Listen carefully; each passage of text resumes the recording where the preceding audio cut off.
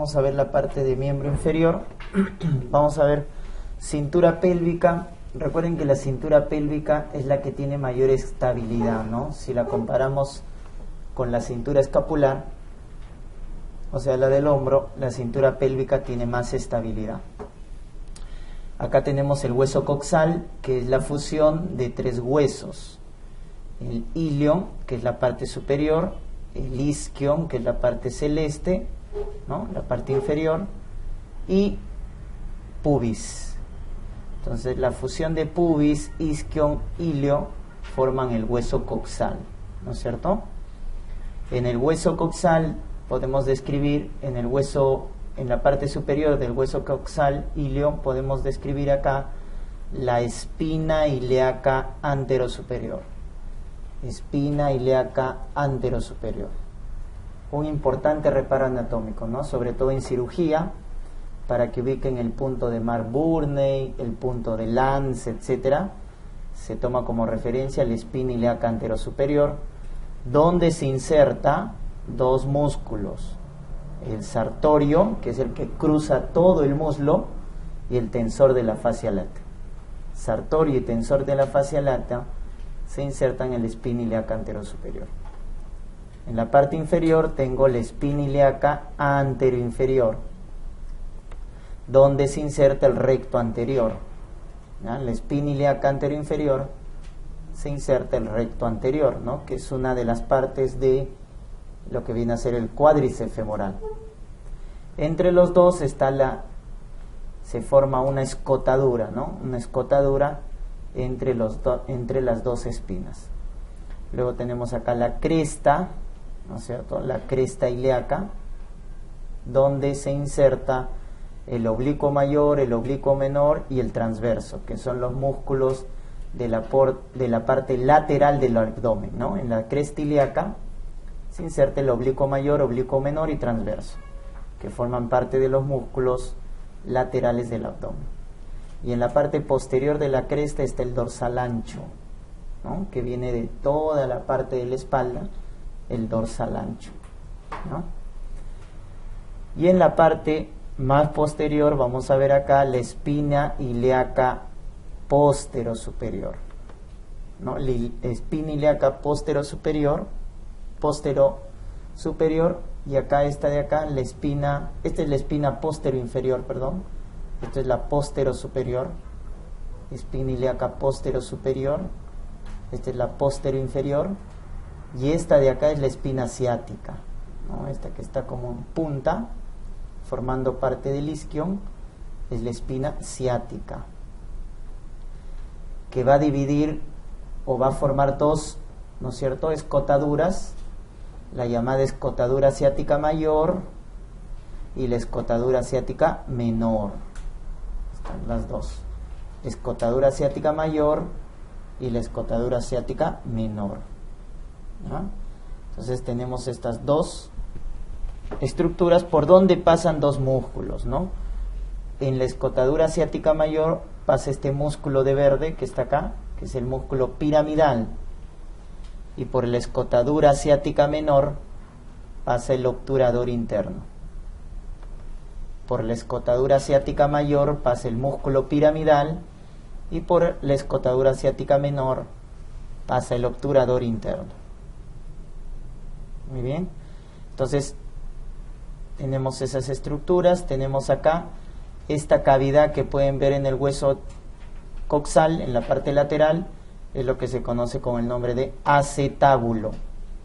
Acetábulo, cavidad acetabular, ¿no? Donde confluyen los tres huesos, ¿no? Y en cuyo interior hay un ligamento, el ligamento redondo. El ligamento redondo está en la parte más interna del acetábulo. Muy bien.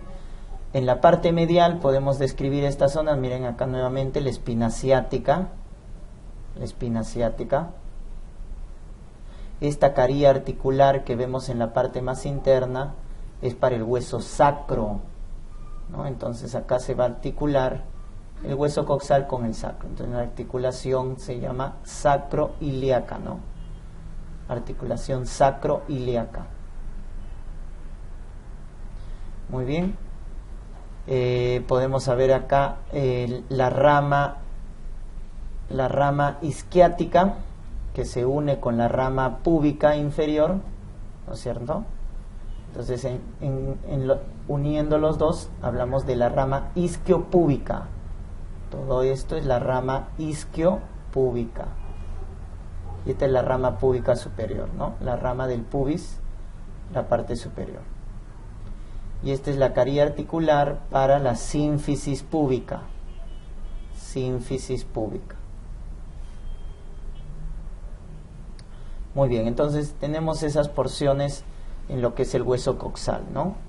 En la parte muscular vamos a ver que los dos músculos de la parte interna que vienen desde la parte superior y van a insertarse en el trocánter menor del fémur. Recuerden que el fémur tiene trocánter mayor y trocánter menor. En el trocánter menor del fémur se insertan estos dos huesos, estos dos músculos, ¿no? El psoas mayor y el hueso ilíaco. El psoas mayor y el hueso ilíaco, miren, se juntan y forman los dos el músculo psoas ilíaco, ¿no? Que se va a insertar en el trocánter menor del fémur, el psoas ilíaco. En cambio, los músculos que están por la parte posterior del hueso coxal, estos son los dos que están en la parte interna del hueso coxal. En cambio, los que están en la parte posterior son estos de acá. De afuera hacia adentro, acá tenemos el glúteo, ¿no? El glúteo mayor. El glúteo mayor. Que se inserta en la línea áspera del fémur. En la línea áspera, llega hasta la línea áspera, ¿no? En cambio, el glúteo medio y el glúteo menor, ¿dónde se van a insertar? En el trocánter mayor. En el trocánter mayor llega el glúteo menor y el glúteo medio. El glúteo mayor se inserta en la línea áspera del fémur, ¿no? ¿Qué músculos también se insertan en el trocánter mayor? Acá están, ¿no? Entonces, en el trocánter mayor del fémur se inserta el glúteo menor, el glúteo medio, el músculo piramidal que atraviesa la escotadura ciática mayor, el gémino superior, el obturador interno, el gémino inferior y el cuadrado crural. Miren, todo este ramillete se inserta en el trocánter mayor. Glúteo menor, glúteo medio, piramidal, gémino superior, gémino inferior, obturador interno y cuadrado femoral o cuadrado crural. En cambio, en el trocánter menor se inserta el psoas ilíaco, ¿no? El psoas ilíaco.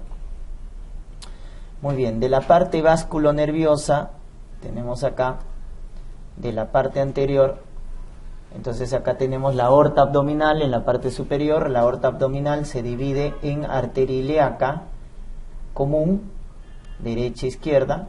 Luego la arteria ilíaca común se va a dividir en arteria ilíaca externa, que la están viendo acá, y la que se va hacia adentro, la arteria ilíaca interna. A la arteria ilíaca interna también se le conoce con un nombre de arteria hipogástrica. Arteria ilíaca interna o arteria hipogástrica. Y la externa, ¿no es cierto?, se viene por acá y es la que va a dar origen, ¿no?, a la arteria epigástrica superior, va a dar origen a la arteria femoral profunda, ¿no? Miren cómo da una rama, la arteria ilíaca interna, que cuando ya pase el anillo inguinal ya se le llama arteria femoral, ¿no? Entonces acá tenemos la arteria ilíaca externa, y cuando pase el ligamento inguinal o ligamento de Poupart, ya se le va a llamar arteria femoral. Y la arteria femoral va a dar una rama hacia la parte posterior, que es la arteria femoral profunda, ¿no? La arteria femoral profunda. Esta arteria femoral también da estas dos ramas, miren, la arteria circunfleja femoral medial y la arteria circunfleja femoral lateral. Estas son las dos encargadas de irrigar el cuello del fémur. ¿Quiénes irrigan el cuello del fémur? La arteria circunfleja femoral medial y la arteria circunfleja femoral lateral. Esas dos irrigan el cuello del fémur, ¿no? Y la arteria femoral continúa acá. Va a pasar por el triángulo de Scarpa, que ahorita lo vamos a ver a continuación en el músculo, ¿no? Pasa el van femoral por el triángulo de Scarpa. Miren cómo el músculo piriforme o piramidal, cómo atraviesa, miren, la escotadura ciática mayor. El músculo que pasa por la escotadura ciática mayor es el músculo piriforme o piramidal, ¿no? El músculo piriforme o piramidal, que lo podemos ver mejor acá. Miren cómo el músculo piriforme o piramidal está atravesando por la escotadura ciática mayor. Y por encima de este músculo piramidal está pasando la arteria glútea superior. La arteria glútea superior pasa por encima del músculo piramidal o piriforme. Y por debajo la arteria glútea inferior. Entonces, ¿cuál es el contenido de la escotadura ciática mayor? Músculo piriforme o piramidal y la arteria glútea superior e inferior. Ese es el contenido de la escotadura ciática mayor.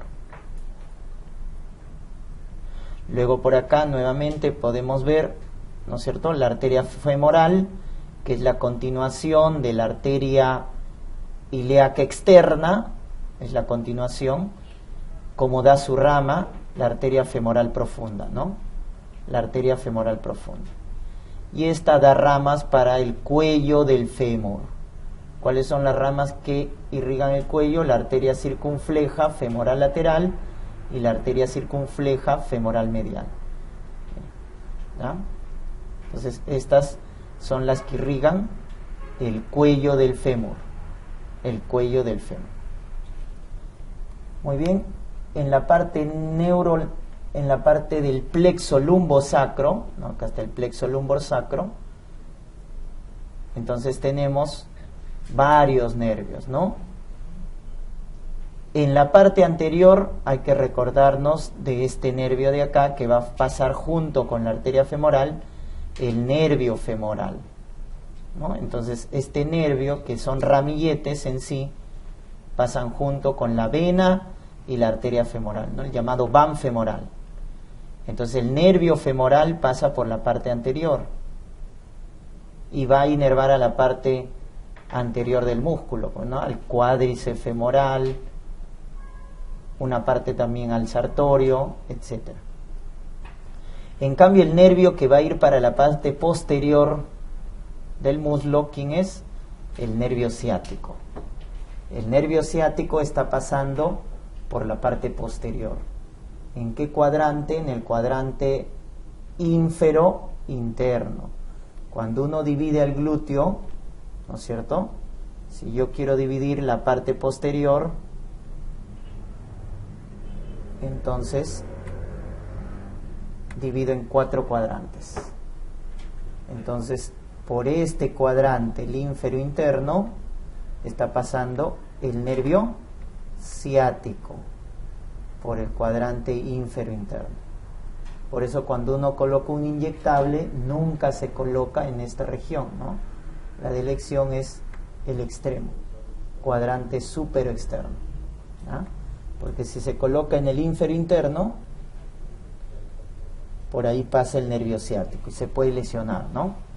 Entonces en la parte anterior tenemos al nervio femoral y por la parte posterior tenemos al nervio ciático, ¿no?